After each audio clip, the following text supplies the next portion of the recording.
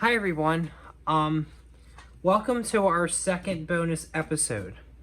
Now, the last bonus episode I showed you was Lagrangian transformations, which were known as Lagrangian multipliers, and we spent the whole season doing Newtonian mechanics, from kinematic equations to doing work, to doing energy, which is work being done.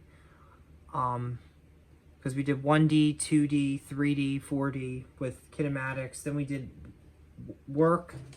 We did forces. Right.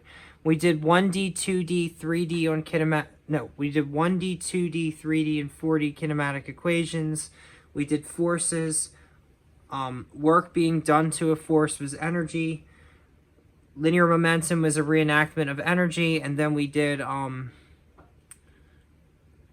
the rotational stuff. So we started talking, we did rotational kinematics, rotational momentum, and then it was the same stuff again, just in rotation. And then at the very end, we did black holes. After we were done with the rotation, we did black holes as the finale. And I did show you a video on Lagrangian transformations. This one is going to be on Lagrangian mechanics. So I'd rather start off with what is Lagrangian in the mathematical world. This episode, we're back to the physics. So this is a physics episode. I might even actually update that video and call it mathematical physics.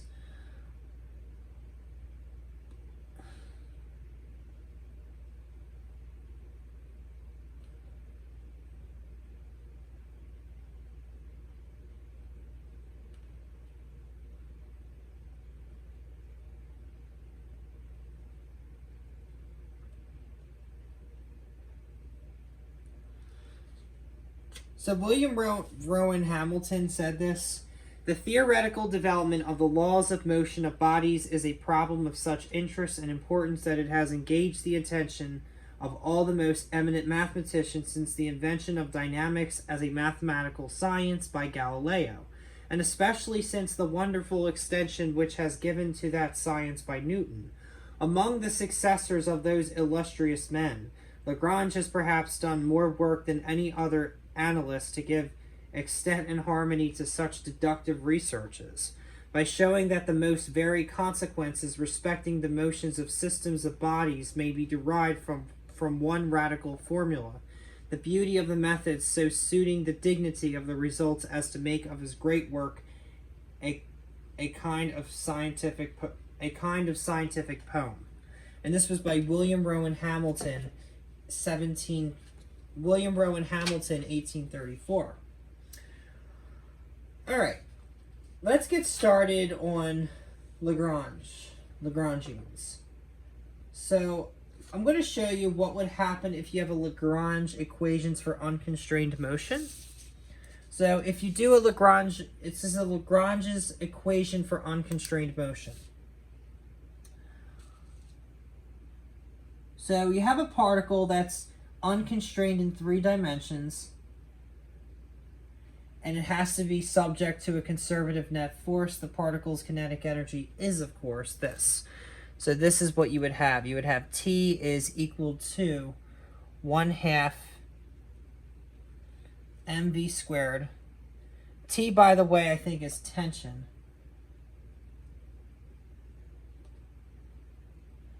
And then this would equal to 1/2 m r hat squared, which is equal to 1/2. We could just do unit vectors. So this is 1/2 m of x hat squared. I see why they use the dot at the top. So T is equal to 1/2 mv squared, which is equal to 1/2 mr hat squared, which is equal to 1/2 m times x hat squared y hat squared z hat squared. Oops, there's supposed to be pluses in here. Let me rewrite this. Sorry about that. I haven't really done these before.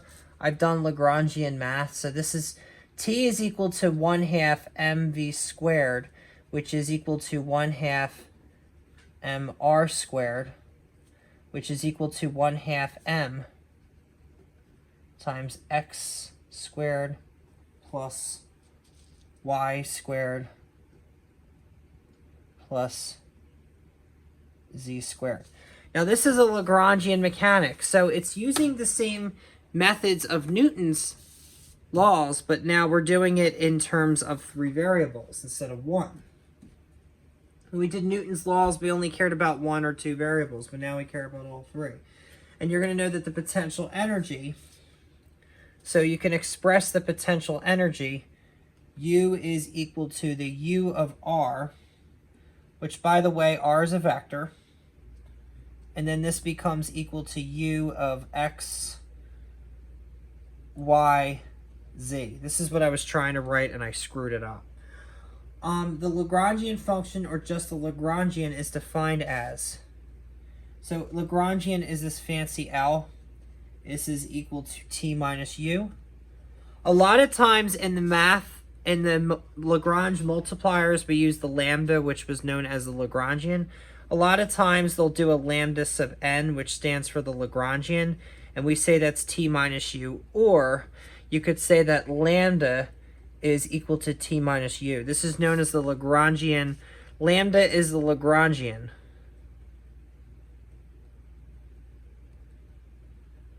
Now, if you notice, it's a linear equation. You know, and that's what's beautiful about the Lagrangian, because this t and the u are based on the power of 1. So there's some stuff if you do partial derivatives, but I'm only going to show you the basics on this. We're not going to worry about partial derivatives here. The rest of this is all mumbo jumbo. So it leads into Hamiltonian's principle, and I don't really understand it. Let's do a problem. This will be a very quick episode. There's not much to take a lot of time in here, but let me show you to do a problem.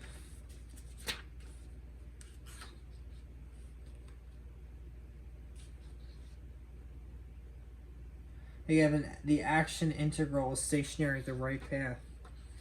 Yeah, I'm not going to do proofs. Let's do an Atwood's machine, because it's a very basic problem. I'm just trying to see what kind of problems we have. All right, we're going to use Atwood's machine. I'm going to do Atwood's machine in here.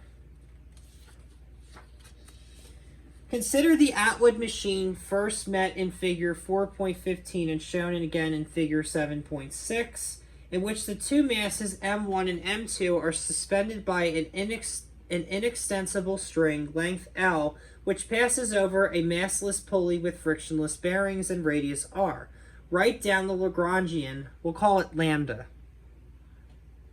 Using the distance x as generalized coordinate, find the Lagrangian equation of motion and solve it for the acceleration x double prime. Compare your results with the Newtonian solution. Because the string has fixed length, the heights x and y of the two masses cannot vary independently.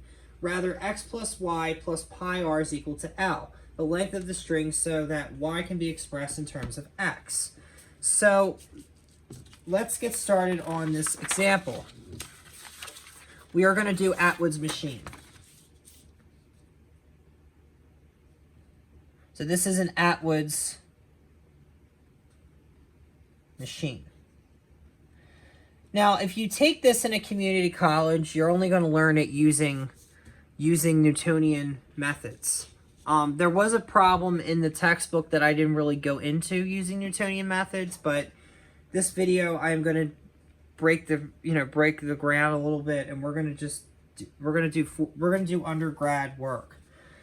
screw that. Like, screw working at, you know, at associate level. Like, always go higher than you need to strive. Like, all right, so what they're saying is that this y, that doesn't really look like a y. The y has to equal the negative x plus constraint. And remember about the constraint. And I do have these pages. They're going to be a little dirty, but a constraint is these straight lines. It's these Euclidean lines that go from one point to the other. We called these constraint lines in the last video. That's a constraint. That is exactly what they're talking about. Therefore, we can use x as our generalized coordinate, and we see that y is equal to negative x, so that the kinetic energy of the system is. So we just say that tension is equal to 1/2 m1 x squared plus 1/2 m2 y squared, which is equal to 1/2 times m1 plus m2 x squared. And then what you're going to have on something like this is you're going to exactly have a disk. You can imagine some disk that's going to have some strings that are hanging down. And then this is our m2. And then this is our m1. And then we call this the x. The x goes down. And then this part we call this the y. The y also goes down. Okay. So while the potential energy is... So with potential energy, we can say that U... I'm going to do a different page, but... Well, you can see both pages. Good. I'll move the pages back, don't worry. U is equal to negative m1 gx minus m2 gy, which is equal to negative m1. Oh, hold on. Screw that up. U is equal to negative m1 gx minus m2 gy, which is equal to negative, what is this? Negative m1 minus m2 gx plus constraint. And that's the extra step. That's the extra burden you got to deal with Lagrangians, is you got to deal with a constraint. Combining these, we find the Lagrangian. We're going to call it lambda sub n. So that lambda sub n is equal to t minus u, which is equal to 1/2 times m1 plus m2. This is what I was trying to write earlier. I'm so used to writing Newtonian mechanics that this is new. Times x hat squared plus m1 minus m2 gx. Where I've dropped an uninteresting constant, the Lagrange equation of motion is just. So you're going to take the partial of the lambda sub n divided by the partial of x is equal to d dt of the partial of lambda sub n divided by the partial of x hat. And then we're substituting 7 per L. So we could say or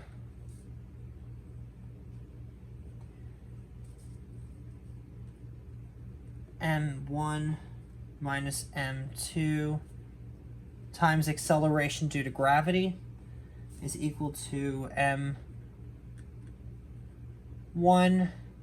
plus m2 x double prime. Okay. Which we can solve at once to give the desired acceleration. So then you could say that x double prime, if you rewrite the algebra, you're going to get m1 minus m2 divided by m1 plus m2 times g. By choosing m1 and m2 fairly close together, one can make this acceleration much less than g, and hence much easier to measure. Therefore, the Atwood machine gave an early and reasonably accurate method for measuring g. Remember, this is little g we're talking about. Acceleration due to gravity.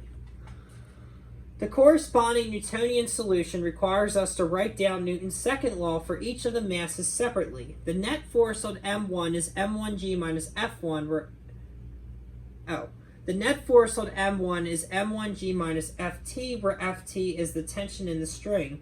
This is the force of constraint and needed no consideration in the Lagrangian solution. Thus, Newton's second law for M1 is. So this is all Lagrangian. So now we're going to do Newtonian. So M1g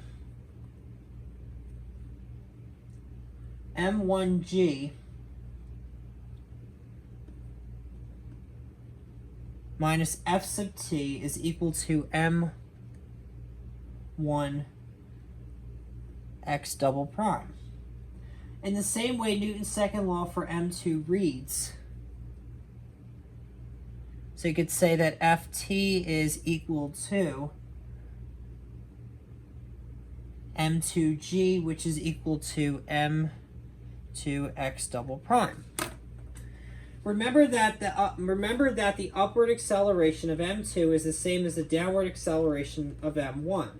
We see that the Newtonian approach has given us two equations for two unknowns: the required acceleration x double prime and the force of constraint F sub t. By adding these two equations, we can eliminate F sub t and arrive at precisely the equation of the Lagrangian method, and hence the same value, same value for x double prime. The Newtonian solution of the Atwood machine is too simple for us to get very excited by an alternative solution. Nevertheless, this simple example does illustrate how the Lagrangian approach allows us to ignore the unknown and usually uninteresting force of constraint and to eliminate at least one step of the Newtonian solution. So that is the important part of the Lagrangian. Now, another great book that I got this from is Classical Mechanics by John Taylor. So if you're interested of kicking this up a notch, I suggest you get a copy of this book. It is far-fetching, the most interesting, and this has been a great second bonus episode. Stay tuned. I'm going to upload... Oh, by the way, if you want to see my work, I hate to just leave it out on you. Let me give this a better cross-off. I want to make sure I cross this off very well, nicely, so you don't have to worry about looking at it. It's better if I show you my work. I mean, it's only been 3 pages, and this video is very cut short. So this is what I was trying to show you with the Lagrangian stuff. This is the theory behind Lagrangian mechanics. It has a nice touch of potential energy. And then this was the example. So this was using Lagrangian method, and then this was just using a Newtonian method. It's a conceptual problem. That's why this type of problem doesn't really have numbers to work with. It's a conceptual problem. Oh, we're missing the other page. Sorry. So I showed you this. This was the theory of everything that I explained. And then this was the first page of the problem. See if I can fit this somehow on the whole thing. So this was the first part of the problem. It's probably better this way, right? This was the first page of the problem, and then this was the second page. This was all Lagrangian, using it up to this part, and then this was Newtonian. All right. This has been a great video. And like I said, I'm not able to show you guys Hamiltonians. Those I don't even like doing, and they're tough, but I mean, I'll like them in my future physics years, but I haven't learned how to do them. So I personally like Lagrangian better. It's nice and simple. All right, this has been a great video, and good luck. Now, you guys want to look at the problem, that's where it is. All right, thanks.